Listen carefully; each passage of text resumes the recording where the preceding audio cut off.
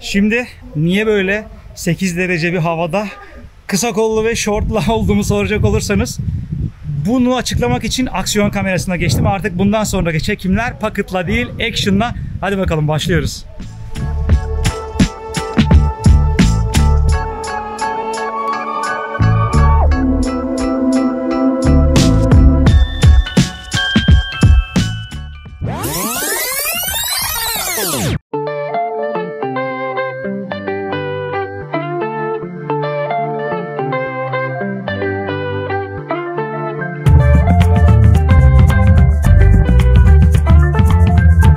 Herkese merhabalar. Bu hafta yine bir çekim ve çekim hali olduğu için de bir vlogla karşınızdayım. Bu hafta yine Adrasan'dayız. Antalya'nın gerçekten tatil denilince akla ilk gelen yerlerinden birisindeyiz.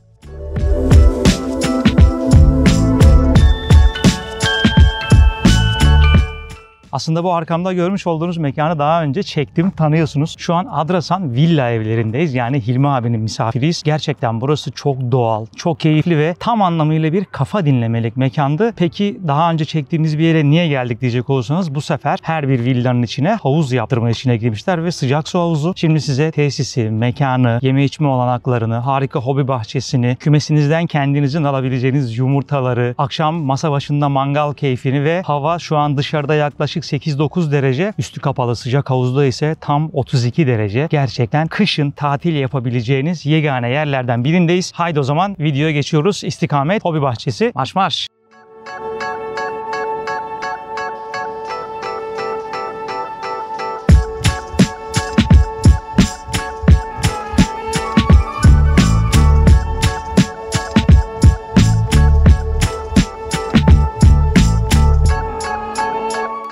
Şu an tesisin hobi bahçesi olarak geçen serasındayız aslında ve bu sera içerisinde bir tatilde ihtiyacınız olabilecek her şey var. Yani domatesinden kabağına, biberine, salatalığına, her türlü yeşilliğine kadar ve burada kaldığınız süre zarfında ister kahvaltı için, ister öğle yemeği için, ister akşam mangal yanı için her türlü sebzeyi toplayabiliyorsunuz. Hepsi tesiste kalan müşterilere ücretsiz. Biz de şimdi birazdan mangal yakımına geçeceğiz ve mangaldan önce şöyle ufaktan bir yeşillik topluyoruz ki yanına güzel nevale olsun. Hadi bakalım biz toplayalım, siz izlemeye devam edin.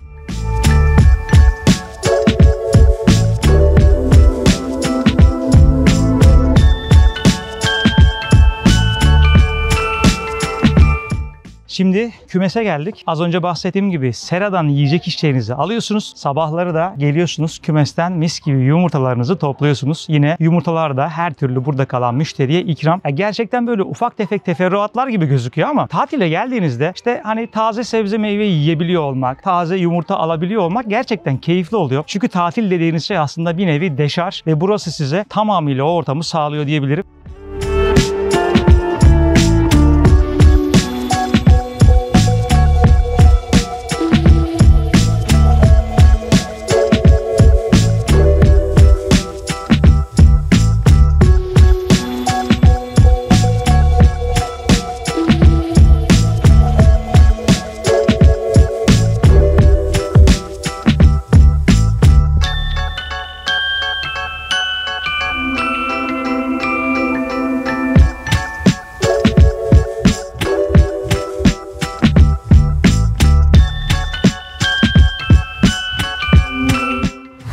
Şimdi niye böyle 8 derece bir havada kısa kollu ve şortla olduğumu soracak olursanız bunu açıklamak için aksiyon kamerasına geçtim. Artık bundan sonraki çekimler pocket'la değil action'la. Hadi bakalım başlıyoruz.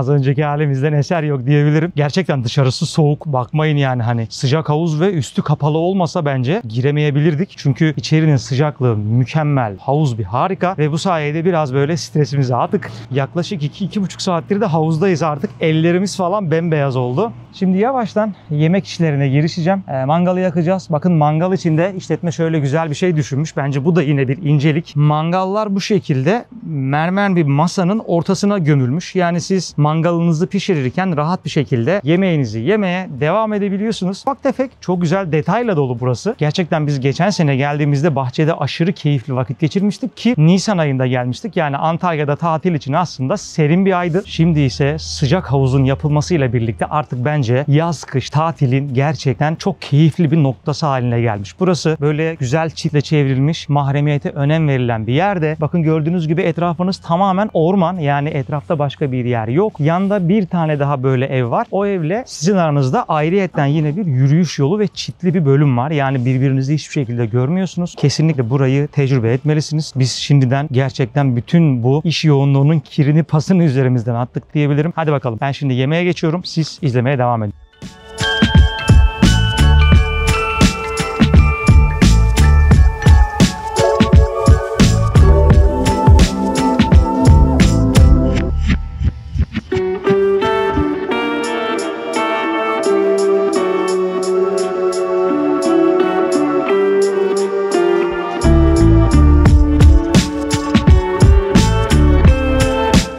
Şimdi gördüğünüz gibi çalışmaya devam ediyoruz. Öyle havuzun üzerimizden de etkilerini attık çok şükür. Bir yandan o masadaki şu güzel şık mangalı tutuşturdum. Bir yandan da ne olur ne olmaz diye akşam için kapıyı odun bırakmıştı Hilmi abi. Onlarla beraber ateş çukurunu yaktım ki yemeği yerken sıkıntısız bir şekilde burada keyifli ailecek vakit geçirebilirim diye. Tabii bakın gördüğünüz gibi Yağız da bana yardım ediyor. Artık yardım mı de yardım mı orasında siz karar verin. Kimseyi üzmeden işimizi hallediyoruz. Bay bay. Bay bay. Biz bir yemeğimizi yiyelim ondan sonra gene görüşürüz. Helal edin. Hadi bay bay.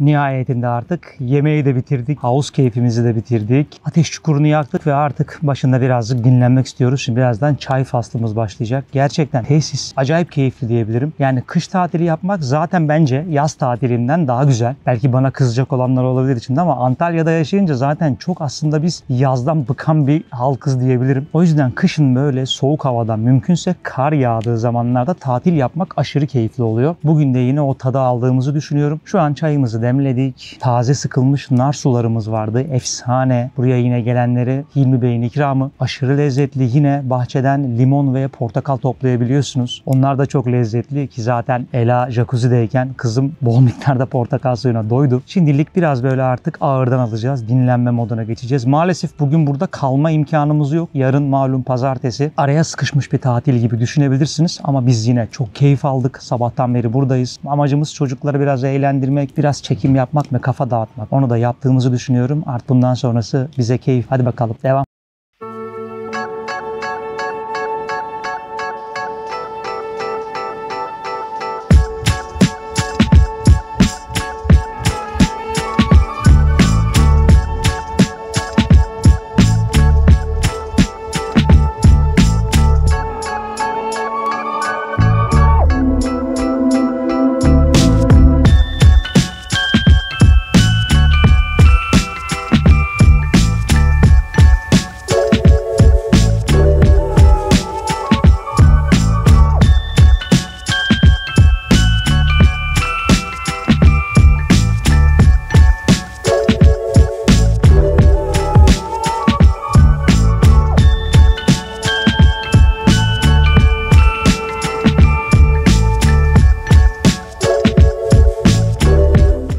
Artık akşam oldu. Sadece size akşam şunu göstermek istiyorum. Dışarısı şu an yaklaşık 3 derece kadar soğuk. Gerçekten buz gibi. Fakat sadece havuzun içine bakın. Orada ortam şahane.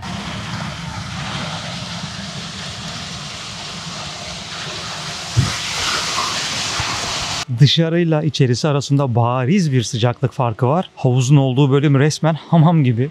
Gerçekten şu an şehir merkezinde dönüyor olmasak kesinlikle ama kesinlikle şuraya kendimi bırakırdım. Evin içi de harikaydı. Yani sobayı yaktık. Dışarıda aynı zamanda ateş çukuru var. Yemeğimizi yedik. Güzel bir gün geçirdik ve şu an akşam olmasıyla birlikte ışıklandırması da harika. Daha ne olsun diyelim. Kesinlikle ama kesinlikle buraya tatile gelmenizi tavsiye ederiz. Şöyle son bir kez daha size böyle akşam manzarasıyla birlikte burayı göstereyim. Ondan sonra videoyu kapatacağım. Herhangi bir sorunuz ya da yorumunuz varsa lütfen aşağıda belirtirseniz mutlu olurum. Şimdilik bir sonraki vlogda görüşene kadar kendinize çok iyi bakın. Görüşmek üzere.